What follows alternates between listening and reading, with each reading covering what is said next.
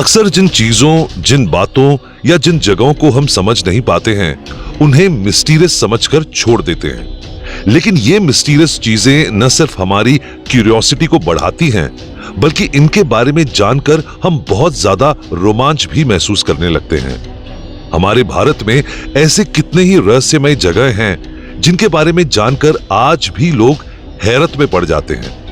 इन रहस्यमय जगहों में से कुछ अपनी अजीबोगरीब हॉन्टेड स्टोरी को लेकर रहस्यमय मानी जाती हैं, कुछ रिलीजियस बिलीफ्स को लेकर, तो कुछ नेचर के अजीबोगरीब कारनामों को लेकर। वजह जो भी हो, मगर अपने रहस्य की वजह से ये जगह आज भी लोगों की क्यूरियोसिटी को बढ़ाती हैं। यूं समझिए कि हमारे भारत में ऐसी कई सारी जगह हैं जो अपने रहस्य की वजह से आज भी लोगों के लिए सेंटर ऑफ अट्रैक्शन बनी हुई है। आज की इस बाइट में हम आपके लिए ऐसी ही कुछ रहस्यमय जगहों यानी मिस्टीरियस प्लेसेस की जानकारी लेकर आए हैं, जिनके बारे में जानकर आप भी सोचने पर मजबूर हो जाएंगे कि आखिर इन जगहों का सच क्या है। आइए हम शुरू करते हैं एक ऐसी जगह धनुषकोडी से, जिसे घोस्ट विलेज भी कहा जाता है। भारत में ऐसी कई रहस्यमय जगह हैं जिनके रहस्यों के बारे में आज तक पता नहीं लगाया जा सका है। ऐसी एक जगह है धनुषकोडी।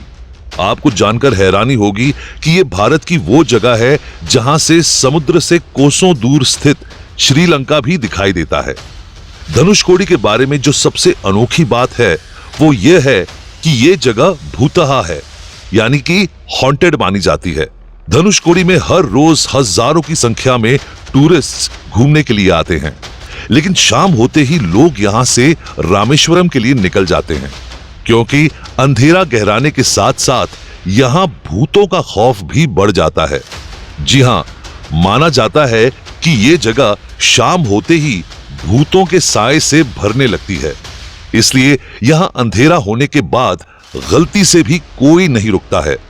शाम होते ही लोग यहां से रामेश्वरम के लिए निकल जाते हैं।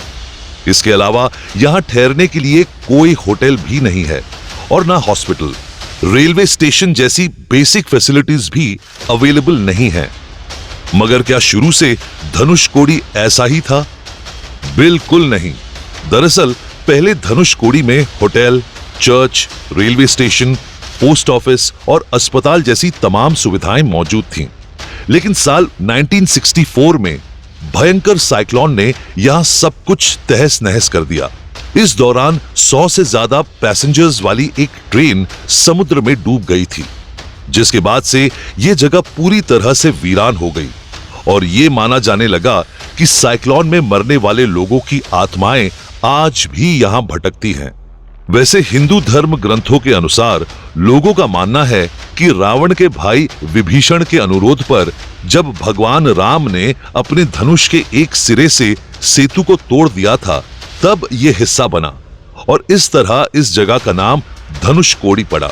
ऐसा भी कहा जाता है कि काशी की तीर्थ यात्रा महोदधी कही जाने वाली बंगाल की खाड़ी और रत्नाकर कहे जाने वाले हिंद महासागर के संगम पर पड़ने वाले धनुषकोडी के बाद रामेश्वरम में की जाने वाली पूजा के साथ ही पूर्ण होती है।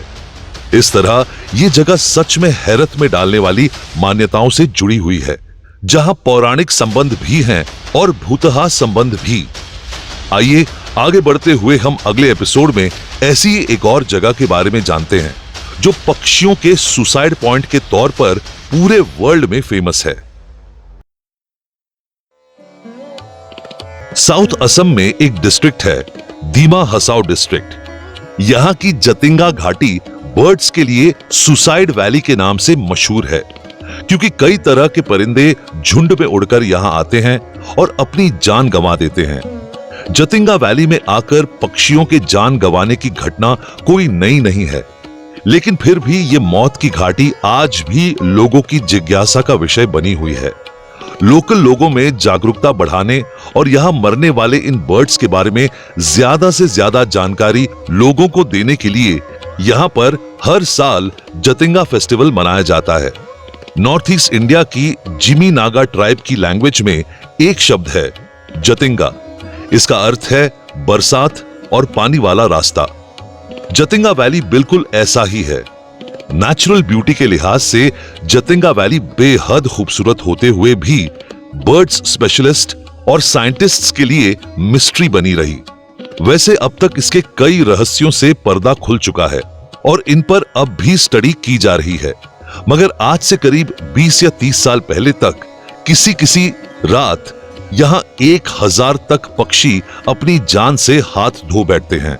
अब यहाँ के लोगों की अवेयरनेस की वजह से धीरे धीरे ये संख्या कम हो रही है। मॉनसून बीतने के बाद और सर्दी का मौसम शुरू होने के बीच यानी सितंबर से नवंबर महीने में मौत का ये खेल होता है। अक्टूबर में ये घटनाएं सबसे ज्यादा होती हैं। इसके अलावा शाम 7 से रात 10 के बीच भी पक्षियों की मौत होती है। हालांकि ऐसा भी नहीं है कि पूरी जतिंगा घाटी में पक्षियों की मौत होती है। ये घटनाएं घाटी की 1.5 किलोमीटर लंबी और 200 मीटर चौड़ी पट्टी में ही होती है। 20वीं सदी की शुरुआत में जतिंगा की घटना दुनिया की नजरों में आने लगी थी। तब से इसकी गुत्थी सुलझाई जा रही है। साल 1910 से पहले कई तरह की भ्रांतियों और मिथ में जतिंगा की कहानी लिपटी हुई थी। इसके बाद जब इस पर दुनिया की निगाह पड़ी तो कई ऑब्जर्वेशंस और रिसर्च होने लगे। पाया गया कि मौसम जब खराब होता है तो घाटी में बहुत तेज हवा चलती है। रात के अंधेरे और तेज हवा के झोंकों में पक्षियों के झुंड को कहीं रोशनी नजर आ जाती है। खुद पर कंट्रोल नहीं कर पाने के कारण किसी पेड़, घनी झाड़ी या फिर दीवार से टकराकर ये जख्मी हो जाते हैं। इस तरह भले ही यहाँ आने वाले पक्षी सुसाइड नहीं करते, मगर यहाँ आने के बाद उनका मर जाना तो जैसे निश्चित ही है। आइए नेक्स्ट एपिसोड में बात करते हैं एक ऐसे रहस्यमय मंदिर की जिसमें हवा में झूलता हुआ खंबा देखा जा सकता है। आंध्र प्रदेश के अनंतपुर जिले का लेपाक्षी मंदिर हैंगिंग पिलर्स यानी हवा में झूलते खंभों के लिए पूरी दुनिया में मशहूर है। इस मंदिर के 70 से ज्यादा खंभे बिना किसी सहारे के खड़े हैं और मंदिर को संभाले हुए हैं। मंदिर के ये अनोखे खंभे हर साल यहाँ आने वाले लाखों टूरिस्ट के लिए बड़ी मिस्ट्री हैं। मंदिर में आने वाले भक्तों का मानना है कि इन खंभों के नीचे से अपना कपड़ा निकालने से सुख समृद्धि मिलती है। हालांकि कुछ लोगों का कहना है कि मंदिर के बीचों बीच एक नृत्य मंडप है। इस मंडप पर कुल 70 खंभे मौजूद हैं, जिसमें से 69 खंभे वैसे ही हैं जैसे होने चाहिए, मगर एक खंभा दूसरों से एकदम अलग है। वो इसलिए क्योंकि ये खंभा हवा में है, यानी इमारत की छत से जुड़ा है, लेकिन जमीन के कुछ सेंटीमीटर पहले ही खत्म हो गया। बदलते वक्त के साथ ये अजूबा एक मान्यता बन चुका है। ऐसा कहा जाता है कि अगर कोई इंसान खंबे के इस पार से उस पार तक कोई कपड़ा ले जाए तो उसकी मुराद पूरी हो जाती है। पौराणिक मान्यताओं के अनुसार यह भी माना जाता है कि वनवास के दौरान भगवान श्री राम, लक्ष्मण जी और माता सीता यहाँ आए थे। सीता का अपहरण कर रावण अपने साथ लंका लेकर जा रहा था। तभी पक्षीराज जटायु ने रावण से युद्ध किया और घायल होकर इसी स्थान पर गिरे थे। बाद में जब श्री राम माता सीता की तलाश में यहाँ पहुंचे तो उन्होंने लेपाक्षी कहते हुए जटायु को अपने गले लगा लिया। लेपाक्षी एक तेलुगु शब्द है जिसका मतलब है उठो पक्षी। ऐसा भी माना जाता है कि इस मंदिर को ऋषि अगस्त ने बनाया था, लेकिन इतिहासकारों की मानो तो इस मंदिर को सन 1583 में विजयनगर के राजा के लिए काम करने वाले दो भाइयों विरुपन्ना और वीरन्ना ने बनाया था। सच जो भी हो, लेकिन मंदिर का रहस्य आज भी बरकरार है। जब अंग्रेजों ने इस मंदिर के रहस्य को जानने के लिए इसे शिफ्ट करने की कोशिश की, तब वे भी नाकाम ही रहे थे। इतना ही नहीं, एक इंजीनियर ने इसके रहस्य को जानने के लिए मंदिर को तोड़ने की भी कोशिश की, तो पाया कि मंदिर में सिर्फ एक नहीं बल्कि सभी पिलर हवा में झूलते हैं। यह मंदिर भगवान शिव, विष्णु और वीरभद्र के लिए बनाया गया है। यहाँ तीनों भगवानों के अलग अलग मंदिर भी मौजूद हैं। यहाँ बड़ी नागलिंग प्रतिमा मंदिर परिसर में लगी है, जो कि एक ही पत्थर से बनी है। ये पूरे भारत की सबसे बड़ी नागलिंग प्रतिमा मानी जाती है।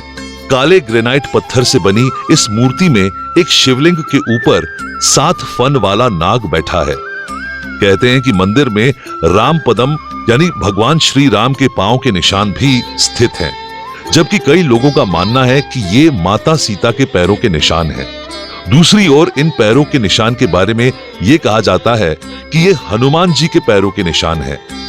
वैसे ऐसा माना जाता है कि जटायु के घायल होने के बाद माता सीता ने जमीन पर आकर खुद अपने पैरों का ये निशान छोड़ा था और जटायु को भरोसा दिलाया था कि जब तक भगवान राम यहां नहीं आते, यहां मौजूद पानी जटायु को जिंदगी देता रहेगा। ऐसा भी माना जाता है कि ये वही स्थान है जहां जटायु ने श्री राम को रावण का पता बताया था। यहां मौजूद एक अद्भुत शिवलिंग है रामलिंगेश्वर, जिसे जटायु के अंतिम संस्कार के बाद भगवान राम ने खुद स्थापित किया था। पास में ही एक और शिवलिंग है हनुमान लिंगेश्वर, जिसके बारे में प्रचलित है कि भगवान श्री राम के बाद महाबली हनुमान ने भी यहां भगवान शिव की स्थापना की थी।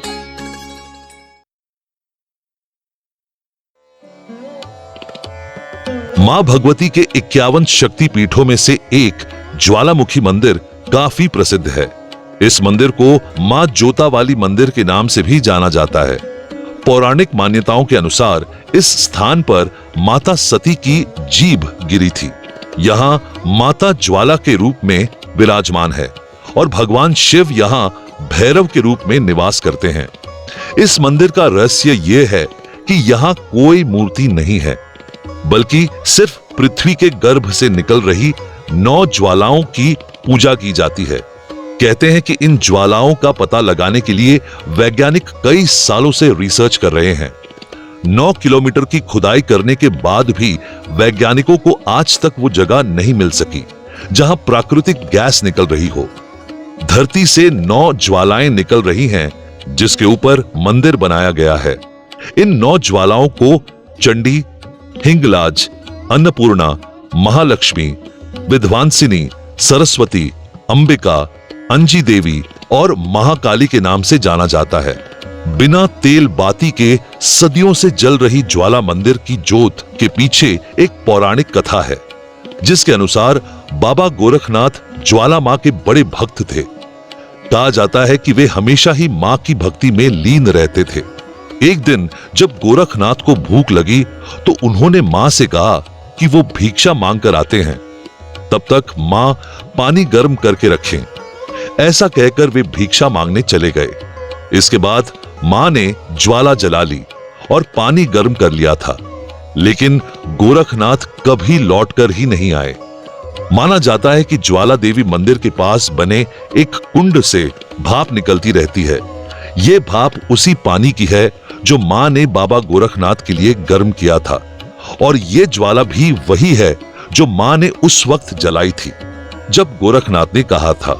तब से इस कुंड को गोरखनाथ की डिब्बी कहा जाने लगा। कहा जाता है कि यह ज्वाला तब तक जलती रहेगी जब तक गोरखनाथ लौटकर नहीं आते हैं। खैर, लोगों की अपनी अपनी मान्यताएं हैं। कहानी जो भी हो, मगर बिना किसी साधन के इस तरह ज्वालाओं का जलना अपने आप में एक बड़ा रहस्य है। आइए अब बात करते हैं ऐसी ही एक और मंदिर की, जहां इंसानों के साथ साथ चूहों की भी काफी भीड़ देखने को मिलती है।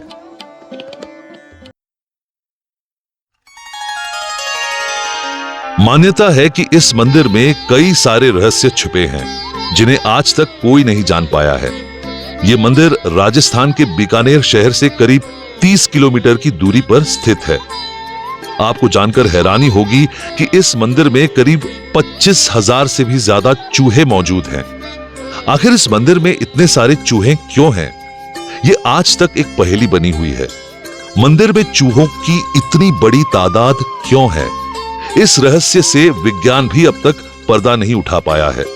इतना ही नहीं, माता करणी के इस मंदिर में कई सारे चूहों को विभिन्न तरह के पकवानों का भोग लगवाया जाता है। बाद में चूहों द्वारा लगाए गए भोग के झूठे प्रसाद को भक्तजनों के बीच वितरित किया जाता है।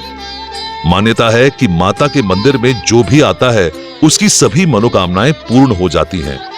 इस मंदिर का निर्माण बीकानेर रियासत के महाराजा गंगा सिंह ने करवाया था। कहा जाता है कि माता करणी मां दुर्गा की साक्षात अवतार हैं। अगर इतिहास पर गौर करें तो 1387 ईस्वी में माता करणी का जन्म रिघुबाई के नाम से एक शाही परिवार में हुआ था। विवाह के बाद उनका सांसारिक मोह माया से लगाव टूट गया और वे एक तपस्वी का जीवन जीने लगी। करणी माता के मंदिर में करीब 25,000 से भी अधिक चूहे मौजूद हैं। कहा जाता है कि ये चूहे माता करणी के वंशज हैं। शाम को मंदिर में जब माता की संध्या आरती होती है, उस दौरान सभी चूहे अपने बिलों से बाहर आ जाते हैं। भारी मात्रा में यहाँ पर चूहों के होने की वजह से इस मंदिर को मूषक मंदिर भी कहा जाता है। गौर करने वाली बात यह है कि 25,000 से भी ज्यादा चूहे होने के बाद भी इस मंदिर में किसी भी तरह की बदबू नहीं आती है और ना ही आज तक इस मंदिर में चूहों से कोई बीमारी फैली है। इस तरह के भारत के अजीबोगरीब मंदिरों और टूरिस्ट प्लेसेस की लिस्ट कुछ लंबी है। आज यहाँ हमने ऐसी 5 जगहों के बारे में जाना है जो अपनी पौराणिक मान्यताओं और अजीबोगरीब किस्सों को लेकर सबको हैरत में डाल देती हैं। सबसे बड़ी बात है कि उनके रहस्यों का कोई प्रामाणिक खुलासा अब तक नहीं हो पाया है। अगर आपको हमारी ये बाइट पसंद आई तो कमेंट करके हमें जरूर बताइएगा।